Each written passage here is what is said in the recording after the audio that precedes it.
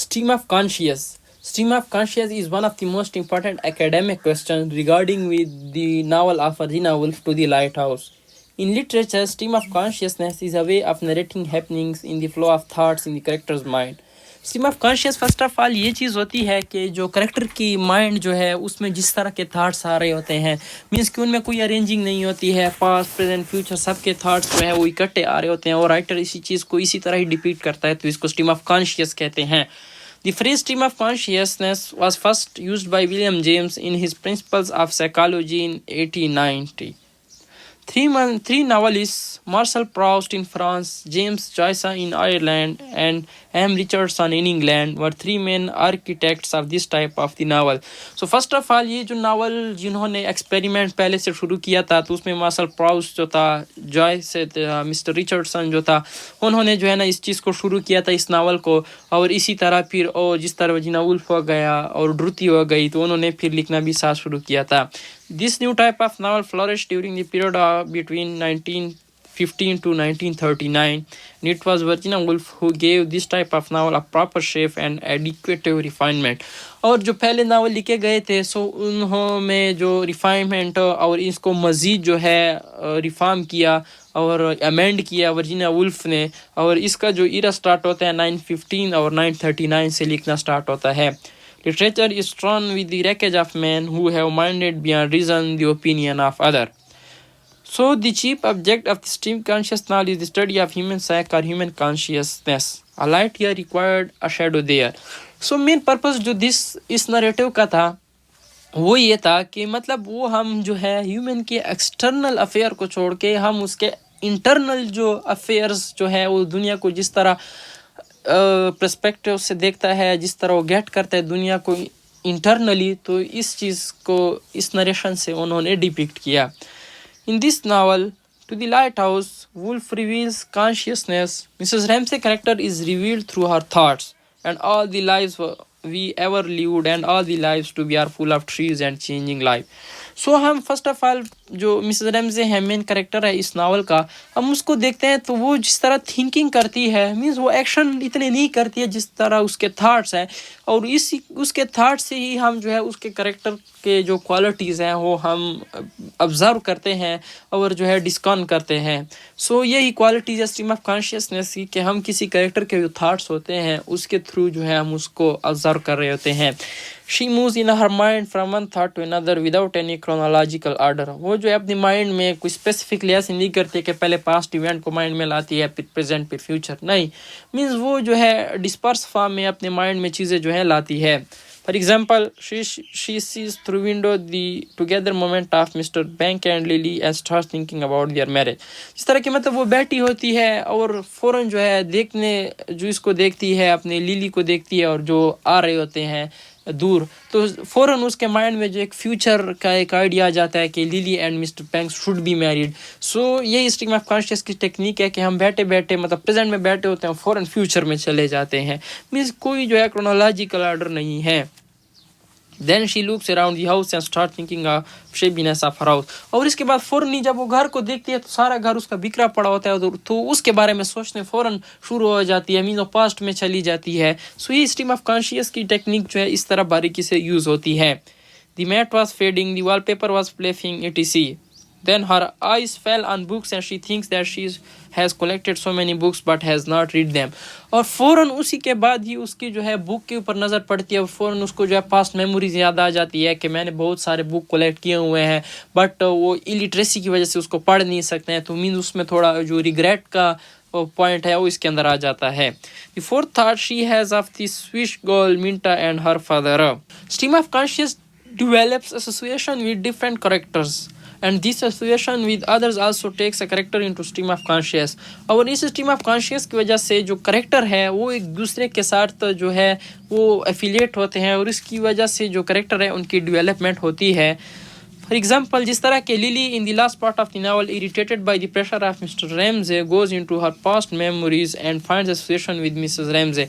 जिस तरह के जो वो है लिली है अपने माइंड में जो है वो बार बार इस चीज़ को थिंकिंग करती है और मिस्टर रैमजे और मिसेस रैमजे की आपस में जो रिलेशन होती है वो इस चीज़ को बार बार माइंड में लाने की कोशिश करती है, मीन्स पास्ट मेमोरी को दोबारा जो है प्रेजेंट में बैठ के इस चीज़ को जो है अपने माइंड में ला रही है.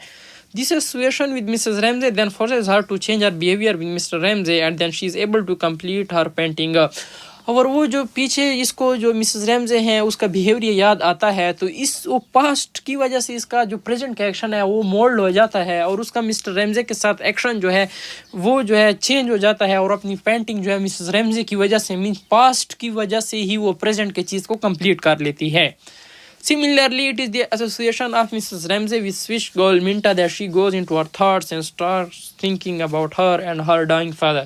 और इसके अलावा जो मिंटा की जो बारे में थिंकिंग जो है उसके माइंड में आती है और उसके बाप के डाइंग के बारे में वो पास्ट मेमोरीज जो है अगेन मिसेस रैमजे के माइंड में आती है.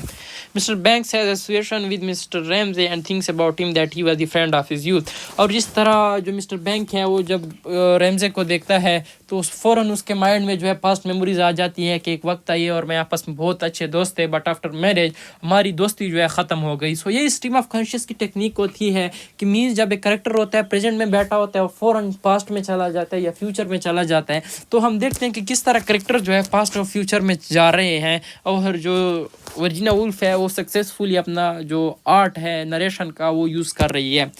External action is another stimulant of the characters movement into stream of consciousness. So इस नरेशन और आर्ट में जो सबसे वो जो है मेन चीज़ जो है वो एक्सटर्नल एक्शन है. फॉर एग्जांपल जैसे कि हम नावल में देखते हैं the together moment of Lily and Banks forces Mrs Ramsay to think about their marriage.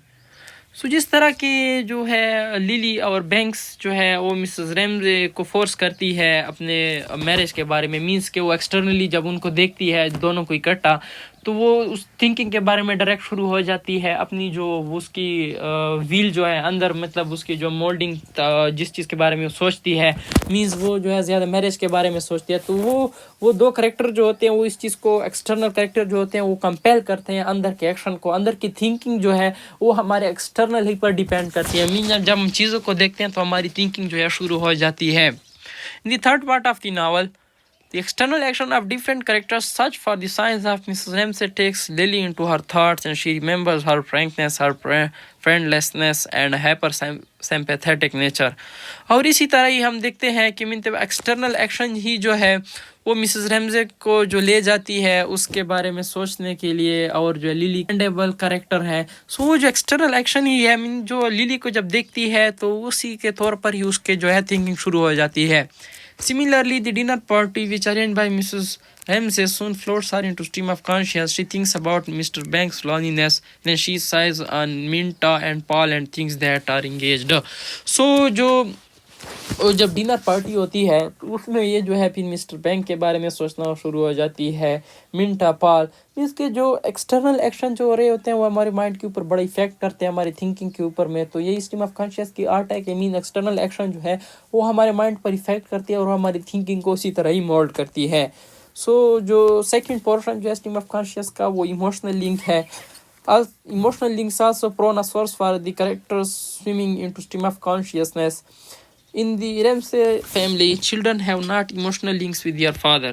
So emotional link जब देखते हैं कि वो किस तरह हमारे जो माइंड को है वो इफेक्ट करते हैं, हम जो है इमोशनल लिंक की वजह से किस तरह हमारे जो थिंकिंग है थाट है चेंज होती है. तो हम जिस तरह देखते हैं कि रैमसे फैमिली में कि उनके जो अपने फादर के साथ जेम्स जो है उसके बेटे हैं मतलब उसके जितने चिल्ड्रन हैं उसकी इमोशनल लिंक फादर और मदर के साथ कैसे हैं. So Mrs Ramsay certain that there will be no going to the lighthouse as weather will not find put his son James into angry thoughts against his father so much that he thinks about killing him with any weapon.